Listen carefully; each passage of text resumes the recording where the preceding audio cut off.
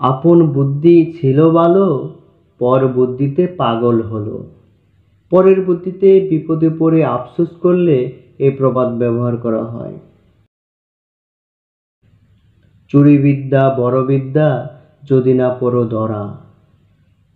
একটু হাস্যরস দিয়ে চুরি করার পরিণাম স্মরণ করিয়ে চুরি করতে অনুৎসাহিত করা হচ্ছে। আপন হাত জগন্নাথ, পরের হাত এঁটো পাত।